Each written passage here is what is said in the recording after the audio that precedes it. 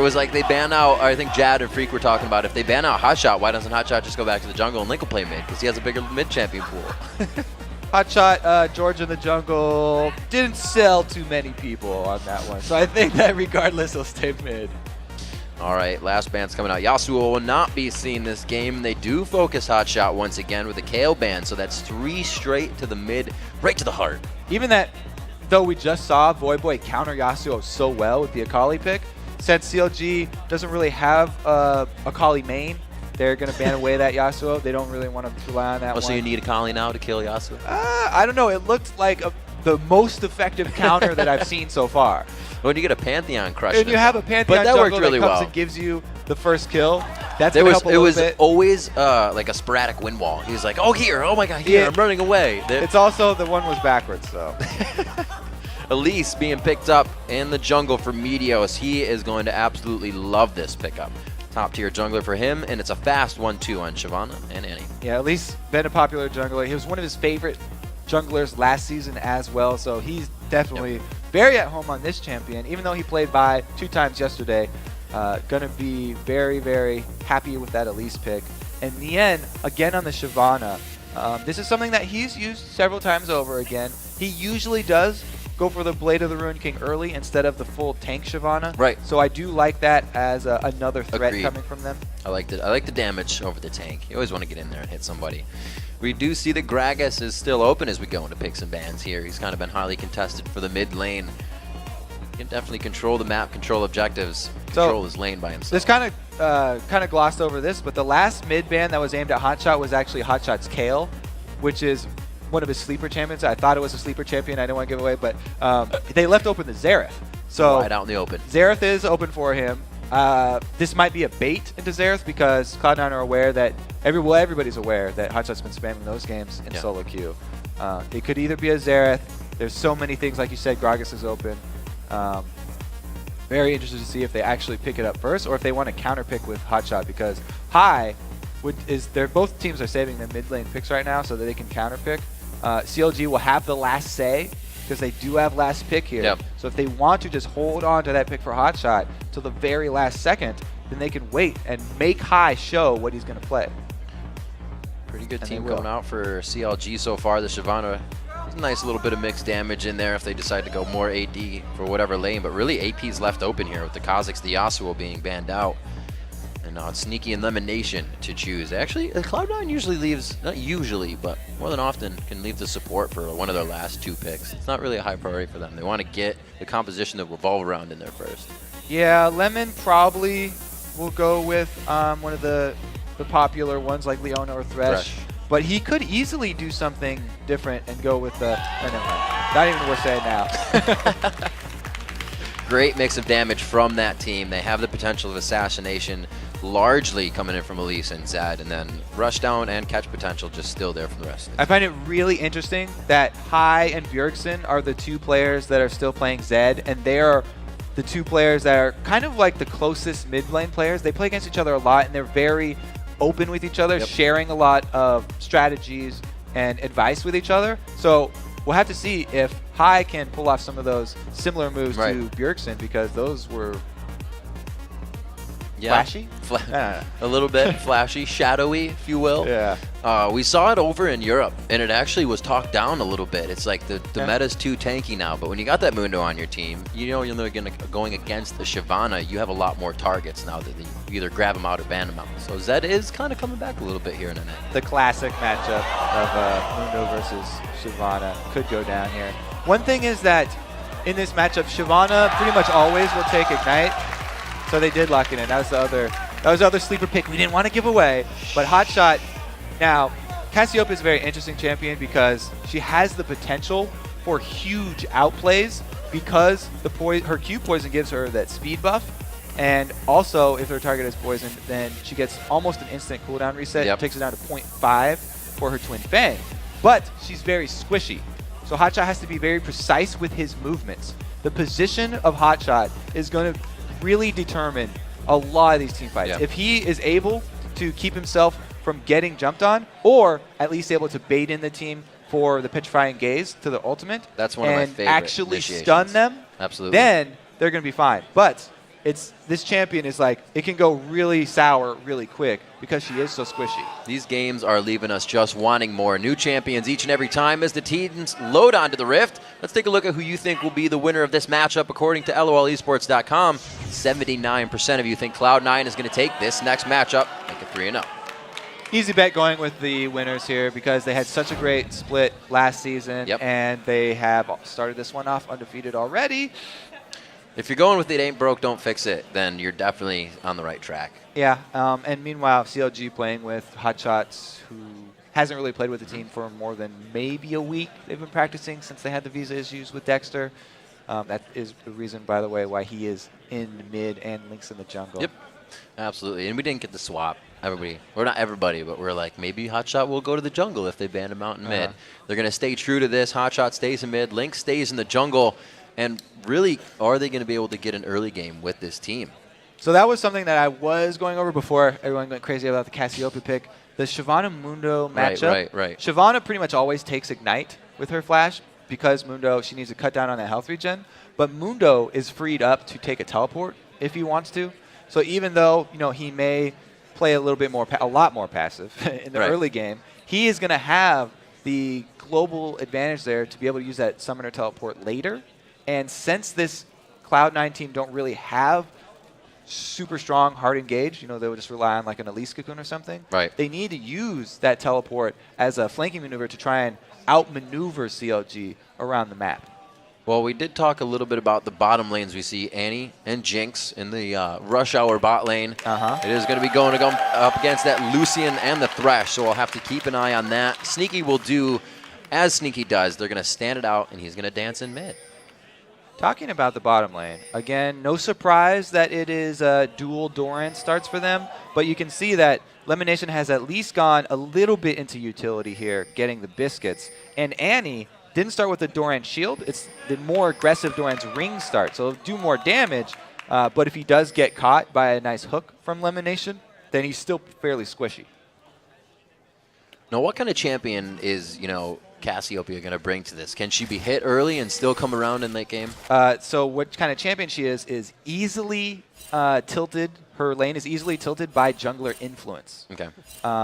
If Meteos is able to come around, what you usually like to do on Elise when you're ganking the mid lane is come around one of these walls here to get off a cocoon from the Fog of War. Because your cocoon can get all the way to the center of that mid lane. It's one of the favorite ganking spots of Elise players.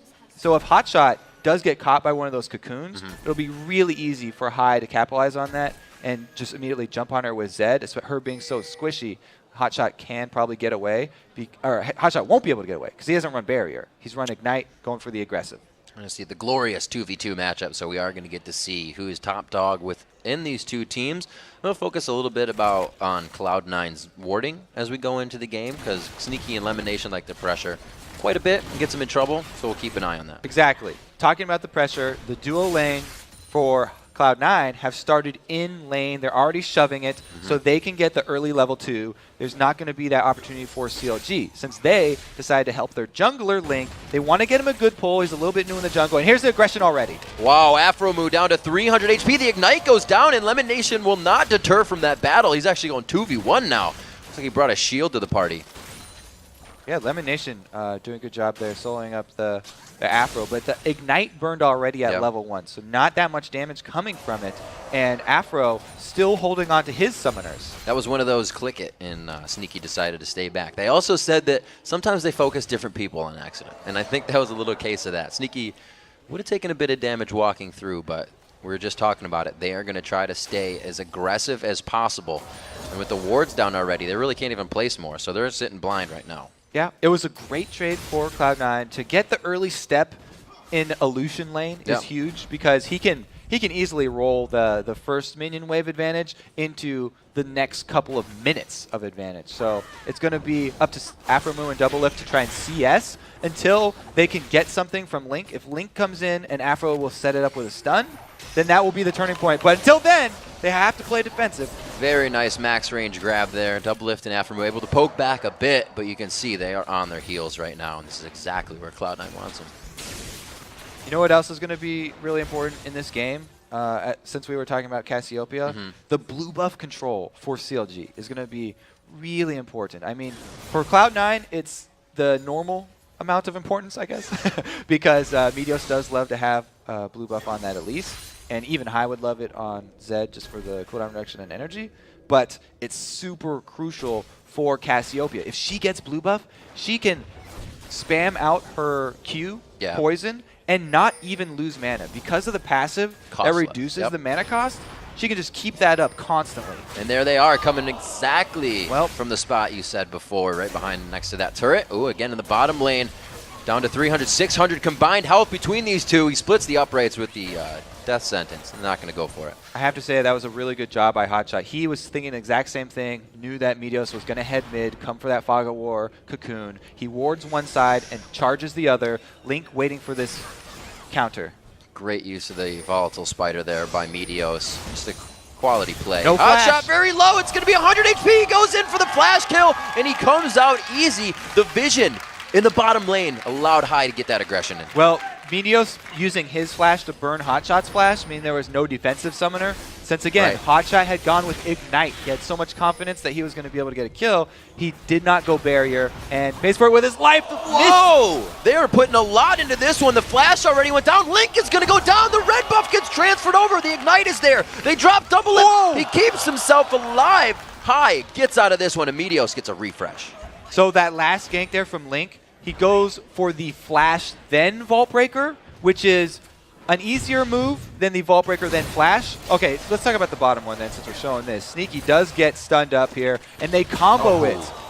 Sniper. Beautiful play right there, because I thought they were going to be on the defensive for the first couple minutes, but they turned it around with a very nice stun combo. This is not the live patch. This is before the activation of the Flame Chompers was increased. Right.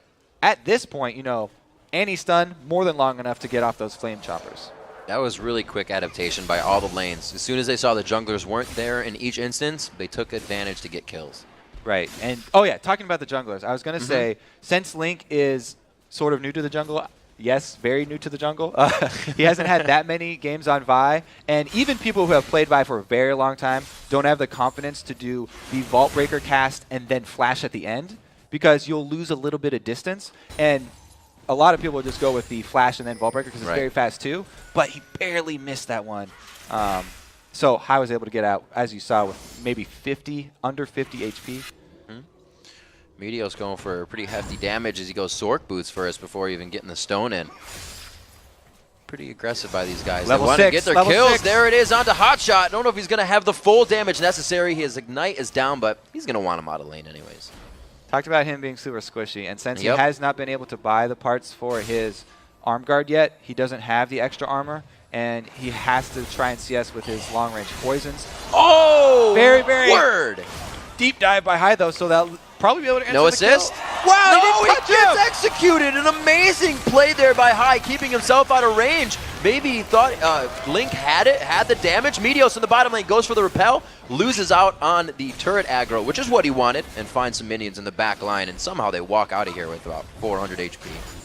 I need to go back and check if the cooldown was up for Link's E there to extend the range of his auto attack barely, but man, that was so close to touching High, and HotShot didn't actually not get off any damage before he went down, so everyone's surprised right there. It was actually a turret execution, and the experience is gained, but not the gold. All right, so let's take another look at it. Two of these Qs is He goes in for the harass. He sees Link. My gosh. At the moment he sees Link, he decides to go for the kill. Oh, he did have it activated. Okay, so Link did the right thing. Okay, I was going to say. Really good job by Link. He wanted to get that extra range for his auto attack, but even that wasn't quite enough. Why can't I punch my own minions? So close. Yeah, exactly. That would work. So we got about a 2,000 gold lead now, cresting in favor of Cloud9. See Nien doing a good bit counter jungling there. The blue buff not as important for Cloud9, but we were talking about that for CLG, so we'll have to make sure they get that here as we get into the game.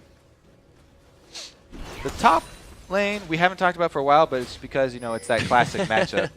A lot of people very familiar with this matchup by now, so probably don't have to go over that one too much. Mundo does have the advantage, though, since his teleport's still up. He hasn't had to use it. Shyvana hasn't actually been able to make anything happen early. Sometimes she can get a nice little bit of early CS lead since Mundo plays a bit more defensive, but they're just tied up. Looks like, as you said, Nien going for his Blade of the Rune King build to start. Is that going to keep him split pushing, or is he going to want to be fighting and peeling late? You know, if the Blade of the Rune King's completed, then it gives him a much better chance of killing Mundo. Right. And it gives him a lot more threat there. So he can pressure that Mundo and try and keep him from being able to use his teleport. Nien, like Shyvana, or on Shyvana, always has the option of interrupting his teleport with the Dragon's Descent. Ward sitting just in front of LemonNation may thwart this attempt, but Cloud9 goes very hard when they try to go for a gank. We've heard Meteos say that he does not approach a lane unless he thinks there is a good chance it is going to work. Alphamu looks like they want aggression on this, and they've actually read it like a book. Link comes in from the other side, but is there enough help on Doublelift to make it work? He is going to fall first. LemonNation almost just getting out, and Tibbers is going to take a swing and scratch him down to size. We got a few more kills coming out, 2-1 in the end. And Balls is not near Nien. No interruption on the teleport, so they can easily rotate after the gank down bottom, the successful 2 kills, into the objective. Grab the dragon. They have not only Elise, who's amazing at early dragons with all percentage damage, but they've got the Mundo with the cleavers and the ability to tank it. Even more gold here coming in for Cloud9, and they really just have a consistent income, whether it's from kills, what they're trying to take in dragons, or in the farm lanes. We're seeing 70 to 62, 82 to 84, kept nice in the top lane, but 67 to 51 as well, and there's not a Targons in that bottom lane. I think the biggest CS discrepancy may be between the junglers, and that's due to the ganks that Meteos has been pulling off. He's been going much more aggressive, as you would expect in the early game of Elise versus the early game of Vi here. Link's been doing a good job, though. He hasn't been wasting the time. He's at least been farming very hard. A lot of those are actually lane CS because he does come to lane sort of after someone's dead. Right. We've seen it a couple times now, and HotShot definitely feeling that pressure mid lane with the kill potential of Zed. There's still kill potential in our bottom lane duo here that we were talking about before. LemonNation still has Ignite up. Afromoose is down along with Tibbers, so with CLG being pushed up so much, they may try something in this bottom lane. We said that's one that's going to have to win for these guys. And I like these really, really deep wards of Cloud9. They saw this Vi rotation, so they're calling for Zed to come down the river and counter-ganking it. A good flash there, but in the bottom lane, it does look like LemonNation and Team want to fight. Afromu over the shoulder, or rather Doublelift over the shoulder of Afromu, and they leave Link to go down valiantly. Hai trying to come down and get a little bit of part of the fight, but it looks like he is just on the roam. HotShot can't do much in mid, so Hai's roam is really working. Yeah, Hai has the ability to roam at will now because he's the one with the assassination potential, whereas HotShot heading up top and Sneaky takes a stun! Oh, Sneaky from the side of CLG. There's the teleport coming in, or teleport going back, I should say, from Balls. He's going to walk right into HotShotGG. He's waiting at the cooldown. Trying to get HotShot back in. Oh, the Fang goes out, but he wasn't poisoned. That kind of kills the cooldown, and it's really going to be harder for the kill to come in, but he gets the auto attack from the snakes, throwing snakes. So we had the roam down bottom from Hai, from Zed. He was the one who got to choose where he wanted to roam first because he was ahead. Now he takes some hits from Link here on the turret. Guess he's not worried about it. He was the one who got to choose where he roamed first, but since the CLG got a kill down bottom anyway, it wasn't that big of a deal. HotShot, meanwhile, was able to shove the wave since Hai left and then head up top to turn around the brawl of those two top lanes. So the one turret now down for CLG. Should be working in their favor if they can start to move and transition a little bit better. That's what we said was really their strength in their last game, to transition as a team. It wasn't so much the mechanics. Right, and it seems like they definitely are more on the back foot this game. Like I said, Hai is the one making the initial rotation down bottom, and then HotShot's just trying to answer, left with only the option for going top. It did work out though, so it was a good move by him to shove that wave in and answer with another kill. They're still down from that objective though, since the Mundo used his teleport to grab Dragon. Still waiting to see how this bottom lane pans out. 3 kills for Doublelift, 2 kills for Sneaky. They're somewhat matched in damage, but the Bloodthirst are not building up for Sneaky just yet, and this is really CLG on the aggression here. They figured out last fight was in their favor. Sneaky eats a rocket to the face, like you said. Very nice. Afro is getting so close for that stun, but because all the damage from the rocket execute was blocked by Sneaky, they didn't want to overextend. There's just so much good pink ward coverage from Cloud9 in the bottom that CLG have to be very careful about overextending down there because they've been counter-ganked twice by Meteos in the bottom lane. Well, we thought it would have been HotShot, right? They focus HotShot in a ton of bans, but they leave him up to just play on Cassiopeia. It's only been really high that's trying to put the pressure on him. So yeah, they got the early kills on him. Right. Meteos definitely had the early plan that we talked about where he comes in with the leads from the side for the cocoon. And that got high the initial lead. Yeah. But HotShot, it's good that you mentioned him again. He stayed in this. His CS has not suffered as much as you might think in a lane where there's so much kill potential for Zed. Because she can CS from afar with the poison, HotShot really, the only thing that he's been suffering is that High gets the roam first, and he has to answer. And Link, what is it really the reason that Link just is focusing bottom because Meteos is now that he can't give HotShot help? Because we said that's a jungler tilted lane when it comes to it. Well, we talked about in the video, before this, the bottom lane are hotly so contested, important for both of these teams that a lot of pressure coming out the stun combo again. LemonNation, always on the front. Didn't quite get as far as he did out of that one, and it was really just a quick kill. Doublelift is grabbing these up. Actually, that went to Vi. I think if the live balance team needs an explanation for the balance changes that they gave to Annie and Jinx, then that clip right there is exactly what they'll show. They reduced the stun on Annie, and they increased the timer on the arming timer on those flame chompers. Right. So that combo is really hard, a little bit more hard to pull off now, but on this patch, of course, tournament round, still extremely potent, and that's why the Annie Jinx so much of a high priority for CLG. This is really great for CLG, not something you see them doing as a team, and that's dictating the first 2 towers of the game, and not letting Cloud9 answer.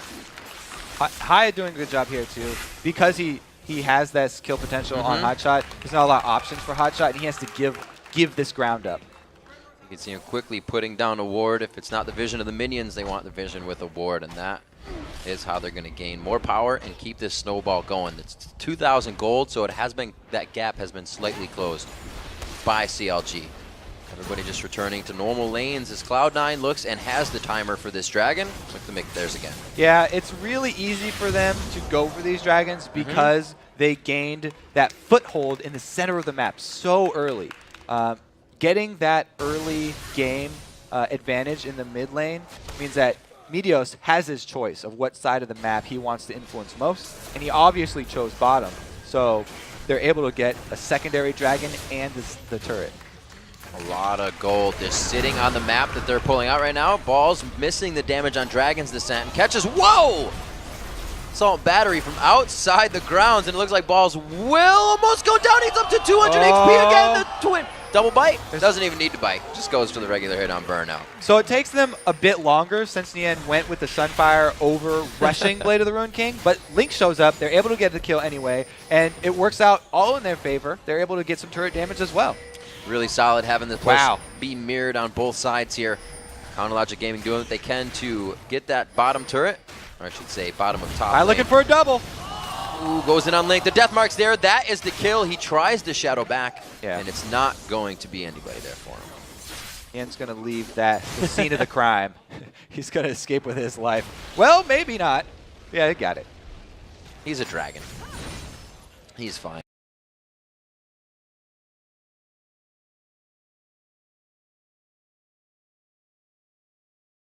Now, as soon as he cut the angle and got that fog of war, he burned out. He was out, peeling the tires. I was going to say Meteos has level 2 boots, but burnout way too fast. Another good stun from Afromu. And LemonNation Doublelift misses the choppers on that one, but he hits the ultimate. So damage over stun is going to take that one. It does seem like there's a bit more miscommunication with the C9 bot lane. LemonNation has been kind of going in on hooks that I remember Chaucer was doing a lot. He usually just kill himself. And then he came around with it and it became so much better. But usually you see LemonNation being very methodical, figuring out where to go. And the team's been like 900 range behind him on these hooks. It's always dangerous when you start getting really far ahead of your team with your initiates. But He's landed some pretty good ones as well, and some really nice lanterns. By the way, up at the top one, he had a lantern that they were able to burn Doublelift's flash when he lanterned over Meteos. Right. So, you know, he's had some really good lanterns, and I think it's good that they do have the confidence to click them sometimes, even when he is deep. Let's take a look at the builds. The Spirit Visage trying to come out onto Mundo. We're still looking actually for a piece together here build. We thought Blade of the Rune King quite quick for Nien, but it looks like he starts a Spirit Visage of his own here. Now, as usual, the big threat for CLG is Doublelift. They've got the 4 of the kills on him. Beat the striker. He's on, yeah, exactly. He's on the high scaling Jinx, which is one of his favorite champions. So their end game, they're feeling pretty confident, even though they know that they are behind some dragons right now. They're tied up in kills, and they're happy to let this game go a little bit longer. Nien, maybe not that happy. He does get away. So close. Run, dragon, run. He's been making it out quite easy of those engagements. However, that was really the first time he used Dragon's Descent to get out. Usually he's been going at balls with that one. So you can see that, you know, 1v1 kind of turning. All right, so we're talking about CLG looking towards the end game, as they often do. They're happy because their carry is fed, and they have tons of crowd control from their other sources here. HotShot is building a bit tanky as far as stacking health is concerned, because he's got the Haunting Guys, plus he's going to build into a Rylai's, which makes Cassiopeia's poison turn her slows into AoE slows, or turn her poisons into AoE slows, and he will create a nice battlefield for Doublelift to easily maneuver around. Trying to get high into the split push here. We have balls coming out of the base. Everybody's about to meet up in middle. See what they can plan on a mid attack for the turret. 3-3 in turrets is Cloud9 really wasn't worried when they were losing all those turrets. It seemed they took the dragon and then boom, boom, boom, the turrets fell after. It was just what they had in mind for the time of the game. So it looks like CLG wasn't really ready for that, and it's kind of slowed down on both sides now. It has slowed down a little bit, and it looks like they will just return to the age-old Zed split push. Yeah, right. Hai's going to need some more wards, though. It's very dangerous for him to split push against this team because there is a Vi on it. Usually, Zed, very slippery, can escape against most people. Link, though, on that Vi, can track him down, and they can pull kills on these stray lane split pushers here, where Cloud9 are actually going with 2 split pushers, since Mundo's the one with teleport, but Hai is the one that's sort of fed on the Zed. So until Cloud9, well, it might be right now, really starts to group, it might favor CLG. HotShot's falling behind 40 CS now, is starting to affect him. It doesn't seem like the mid lane is really what he's been doing for the past season. So his roam has been non-existent. As you said, Hai been all over the place, and he's really making an impact at 3-1. Right, so what HotShot's doing now is just trying to hold the mid lane. CLG are trying to farm up a bit before they go for their next engage, because they're definitely feeling the early pain from Cloud9 here. But they have confidence in their composition when it does come together. HotShot, what he does bring to the table is amazing counter-engage. Cassiopeia is one of the best when the C9 team will be charging them. If he can get them facing, then he'll get his stun on the Petrifying Gaze, and Afromu can follow it up with his second area of effect stun. So 2 area of effect stuns plus a fed AD carry is a good recipe for winning team fights later. super excited to see it. I remember it was all the way back at All-Stars they questioned, which champion do you want to see? And I was like, Cassiopeia. So I've been waiting this long. It better be good. Now this is very dangerous for CLG. They know that the dragon is up, but going to face check it there, even though they were super late and there was nobody left, it's a real dangerous move because they were running down Vision.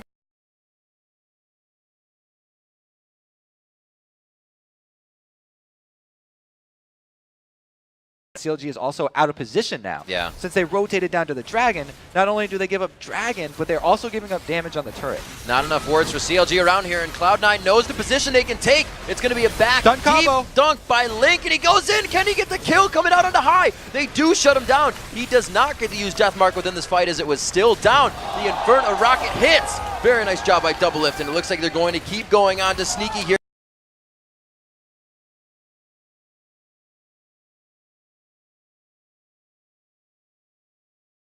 Off with a flash engage.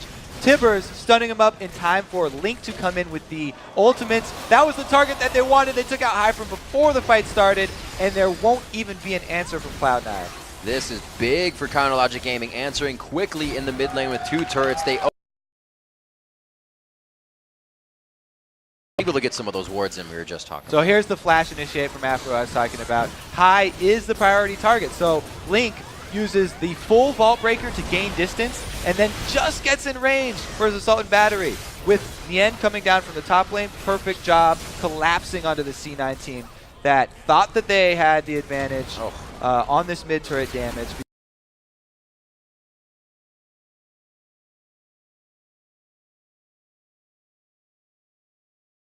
They were able to turn it in their favor, answer with the gold, now even. Yeah, coming out of that replay, the gold was 38-4 apiece. And only these little jungle camps is what's really giving us a discrepancy right now.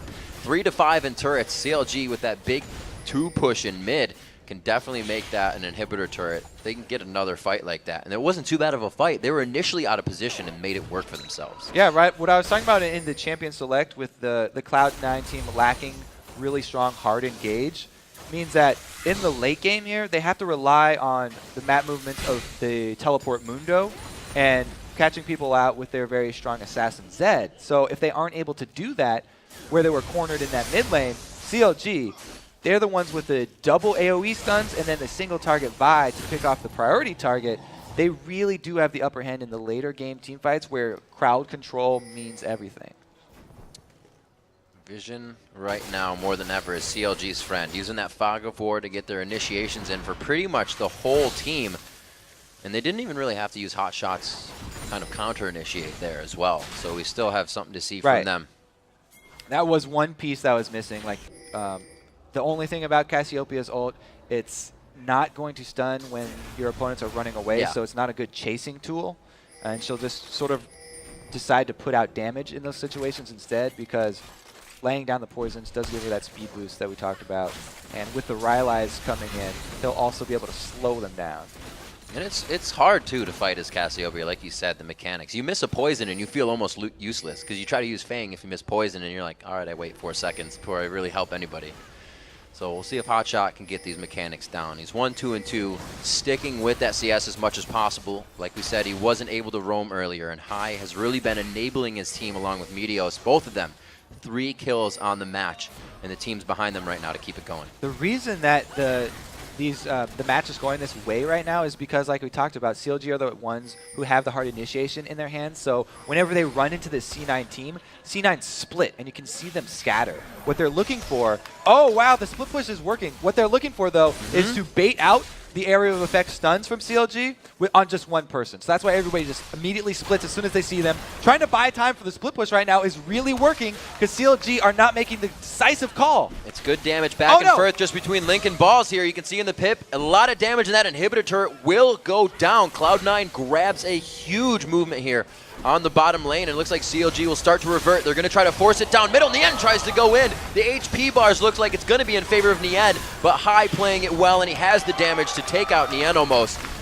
More fighting in the mid lane, and it looks like CLG actually can't get out of this one. Balls just kind of keeps them all huddled in together as they try to take him out. The fight continues in favor of Cloud9, and who would have thought that CLG would stick around for this? Well, that was a classic example of the split push strategy outplaying the team fight AoE CC strategy.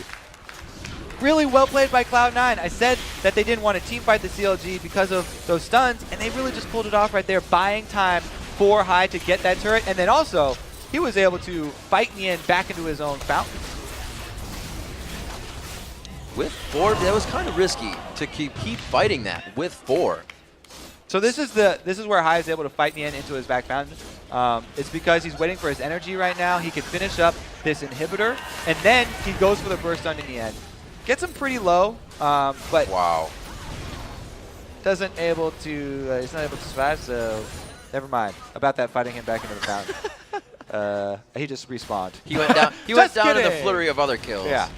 So looking now even more at HotShot's build, the Rylai's is an orthodox item for Cassiopeia to get, but they're even more trying to enable HotShot, feed him the ball as much as possible. They're kind of putting all their eggs in one basket too much. All right, so much happened in that last split push that I got confused and it was wrong. All right, so Hive did get his inhibitor, but he went down in the end. Right. However, CLG The initiate that they decided to do after Nien left, the 4 versus 4 initiate, was the questionable move. Because 4 versus 4, they weren't able to pull off the AoE stun. No. They overcommitted there, and Meteos did land a Scotoon. So the 1 CC there for C9 did make it count. Whew. The damage of that fight before was kind of odd too, because you have Balls taking damage and Link. Link doesn't have an ultimate that's going to heal him up. So they really started to lose just the beginning of that fight. But 12-12 now, as they are doing what they can. They have to be, or not have to be, but they're kind of forcing themselves into these instances of engagement. We'll see if CLG can finally get that counter engage. It kind of plays into what they've always done. They sit back until they get the fight. So we're going to see them in their base at some point for the next 15 minutes. And that's what they need. Yeah, CLG, now that they sort of lost the crucial mid-game point where they have the advantage of the team fight, but Cloud9 have the advantage in split push, and they make the slightly misstep there around the Baron area. Did definitely cost them, and they'll have to play defensively now. But wow, that was just such high-level team fight versus split push play right there. It was pretty much the classic matchup, and just a little bit of a misstep by the 4-man team that was around Baron. Oh, High going in deep. He tries to use the ultimate, but it hits the back of High, and it looks like HotShot now will be dove on. Not too much crowd control. Aframu has the stun ready in just a few, but he is holding it even more to help for the rest of the team. Nien is going to be the one to go down. Cloud9 does find one, but they were going deep for that, and the turret wasn't even there in their eyes. And this is why so many people talk about the team play of Cloud9. They were so composed during that Baron standoff, and then they were also very committed to this dive here in the middle that this is probably going to be the end of the game. And once again, an amazing game by Cloud9, coming in very strong. A 30-minute game possibly here as they take down the rest of CounterLogic Gaming outside their base. At least the first pick going into the hands of Meteos at 7-0-5 this game. Other teams definitely going to take notice of that. The Nexus is going to fall. Cloud9 stays undefeated in the spring split of 2014. Oh, can they get double too?